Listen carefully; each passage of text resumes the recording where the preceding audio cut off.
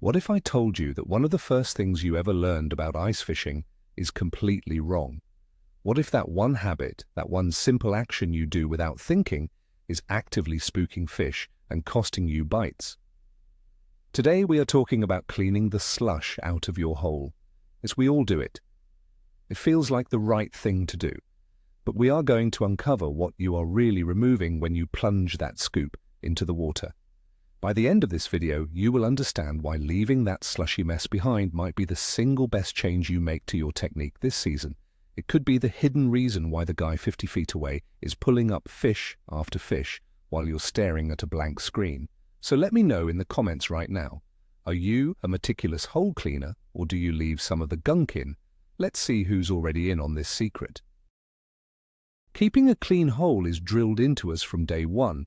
It just makes sense, right? It's about preventing your line from freezing up, getting a perfectly clear signal for your flasher, and frankly, it just looks tidy. It feels like the proper, professional way to fish on the ice. We watched our dads do it, and their dads before them. The ice scoop is as essential to the kit as the auger and the rod. It has become an automatic, unthinking action for millions of anglers. Drill the hole, scoop it clean, drop your line, and start fishing. The entire logic is built on the idea that a clean environment is an efficient one. But this entire belief is based on a massive misunderstanding of what actually happens in that column of water the second your auger blade tears through the last layer of ice. Let's start with the sound. That gas or electric auger is incredibly loud. Under the water, it's a chaotic roar that echoes through the environment. For years, many of us thought this noise was a major problem, that it sent fish scattering for the hills. We'd drill our holes and then wait 10 or 15 minutes for things to settle down, but we need to reframe what that sound means to a fish. In the natural world, loud disturbances often mean something is happening. A beaver smacking its tail, a log falling in, or a predator attacking prey. These sounds can signal danger, sure, but they can also signal a feeding opportunity. And for opportunistic predators like perch and walleye, curiosity often overpowers caution. That sound isn't just noise, it's a dinner bell ringing, announcing that something new and interesting has just happened in their quiet world. Now let's picture the immediate aftermath of the drilling. The moment the auger breaks through, it doesn't just create a neat little cylinder of open water, it creates a violent churning vortex. It blasts a column of water, ice shavings, and whatever else it touches into the surrounding area. This is a moment of total chaos right under your feet. The water is cloudy, particles are suspended everywhere, and the environment is temporarily turned upside down. Most anglers see this as a mess to be cleaned up as quickly as possible, but from a fish's perspective, this sudden turmoil is a powerful signal. It's an anomaly that demands investigation. Fish that were 10, 20, or even 30 feet away will often turn and begin to move toward this zone of disturbance, wondering what all the commotion is about. The first major clue we've been missing lies in that debris cloud. An auger doesn't just cut through clean, sterile ice. Especially in water that's, say, 20 feet deep or less, the blades often kick up the bottom. It churns up mud, silt, sand, and decaying organic matter from the lake bed. Think about it. You're creating a miniature underwater landslide. All of this bottom debris gets sucked up into the water column and mixed in with the ice shavings. This is why the water looks so murky for the first few minutes. We've been trained to see this cloudiness as a nuisance that blocks our flasher signal. But it's actually the foundation of this entire technique. It's the secret sauce that we have been diligently and mistakenly removing from the equation. So let's finally talk about the real contents of that slush you're scooping out. It is not just frozen water and ice crystals. It's a highly concentrated slurry of everything that was just disturbed. It's a mix of ice shavings, bottom sediment, and most importantly, countless microscopic life forms. This slush is, for all intents and purposes, natural, freshly made chum. When you scoop it out and toss it on the ice, you are literally throwing away a free, powerful fish attractant. You are taking the most potent part of the disturbance you just created and removing it from the water where the fish are.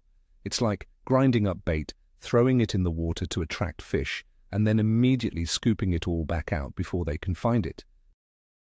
Let's get even more specific about what's in that chum. The bottom sediment of any healthy lake is teeming with life. We're talking about freshwater shrimp, scuds, bloodworms, insect larvae, and all sorts of other invertebrates.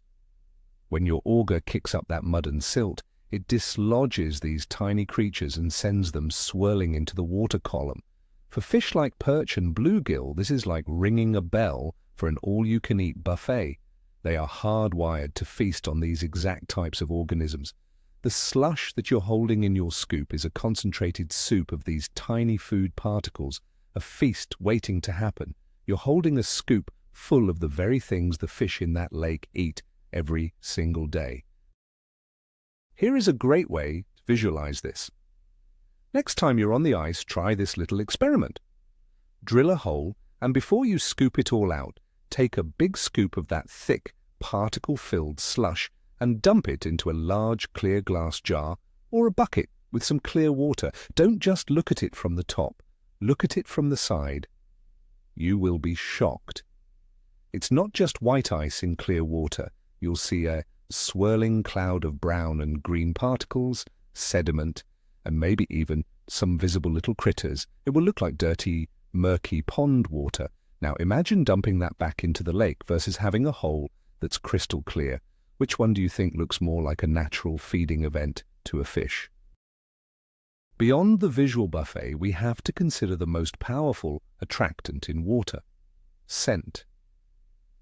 Every one of those little organisms, every particle of decaying matter, and all that kicked-up bottom sediment releases scent into the water. It creates a potent scent trail that begins to drift with the current, however slow it may be. This scent cloud expands out from your hole, acting as a chemical signal to any fish in the vicinity. It smells like food. It smells like life. It's a natural aroma that tells a predator that the bottom has been disturbed and easy meals might be available. This is far more effective than any artificial scent you can squirt on a lure because it's the exact scent signature that fish are programmed to seek out. We have to remember the fundamental nature of the fish we're after. Perch, walleye, crappie, bluegill, they are all, at their core, opportunists. Their brains are wired for survival, and survival means finding food with the least amount of energy expenditure. A sudden cloud of debris and scent in the water is a massive trigger for this opportunistic instinct. It screams potential food source. They don't know it was a 9-inch auger blade. They just know their environment has changed in a way that often signals a meal. They will move in to investigate, looking for an easy snack. By leaving the slush in, you are keeping that signal active, right where you plan to drop your lure. Now let's contrast that with what we normally do. We drill, and then we meticulously clean the hole until it's perfectly clear. From below, what does a fish see? They see a sterile, unnaturally perfect circle of light. The water inside it is crystal clear. The scent trail has been scooped out and discarded. The cloud of food particles is gone. You've effectively erased all the positive signals you just created. You've turned a potential hotspot into a sterile zone. It's like setting up a beautiful storefront with amazing smells wafting out, getting customers to walk towards it, and then slamming the door and turning on all the bright, sterile fluorescent lights right as they get there. It's uninviting and unnatural. But what about the flasher? This is the #1 objection I hear. I need a clean hole to see my lure and the fish on my electronics. And that's a valid concern, but it's mostly a myth. Your modern ice fishing flashers and sonars are incredibly powerful. The transducer sends and receives signals that can easily penetrate this light slush and particle mix. You might get a little bit of clutter on the screen for the first few minutes, but you will absolutely still be able to see your lure and any fish that comes to check it out. You do not need water that is crystal clear like a swimming pool for your electronics to work effectively. Sacrificing the powerful attractant for a slightly cleaner screen is, in my opinion, a very bad trade. Let's talk about a second critical factor, light and shadow. On a bright, sunny day, a perfectly clean ice hole is a massive column of intense, direct light beaming down into the dark world below. For a wary fish, like a big walleye or a jumbo perch, this can be extremely intimidating. It's like a spotlight in a dark room. They are prey animals, and their instinct is to avoid being exposed in bright, open areas. This bright shaft of light can cause them to hang back on the edges, hesitant to commit and swim directly underneath it where your lure is waiting. They might see your lure, but they will be too spooked by the unnatural light to come in and strike. This is where the slush becomes your best friend. Leaving a layer of that fine, slushy material in the hole acts as a natural light diffuser. It creates camouflage. It breaks up that hard, bright column of light, creating a much more dappled, shadowed, and natural-looking environment below. Fish are much more comfortable moving into and holding in these shadowed areas. The slush effectively creates cover for them, making them feel safer as they approach your presentation. You're not just providing food and scent, you're also providing a more comfortable and secure environment, which is key to getting cautious fish to bite. I can remember this one trip so clearly. I was fishing on a well-known lake and it was a tough bite. I was drilling and moving, and meticulously cleaning my holes every time. A couple 100 feet away was an old-timer who had been sitting on the same bucket all morning. I noticed he never cleaned his holes. They were a slushy mess. But every 20 minutes or so I'd see his rod bend. I thought he was just lazy. Finally, my curiosity got the better of me, and I walked over. He showed me his bucket, and he had a beautiful limit of jumbo perch. He just chuckled and said, "Son, you're scooping out the good stuff." That day completely changed my perspective. Now, is there ever a time when you should clean your hole? Of course, this isn't a one-size-fits-all rule. The main exception is when you're fishing in very shallow water. Let's say you're in 5 feet of water or less, targeting panfish in the weeds. In this scenario, the initial disturbance from the auger is much more intense and concentrated. Leaving all that heavy debris in might be too much of a good thing, potentially spooking fish in such close quarters. In super shallow situations, it might be better to let things settle and maintain a cleaner hole so you don't spook the fish that are right under your feet. The other big concern is your line freezing in the slush, especially on brutally cold days. This is a legitimate issue. If the slush freezes solid, you could lose a fish, but the solution isn't to scoop the entire hole clean. The trick is to manage the slush, not eliminate it.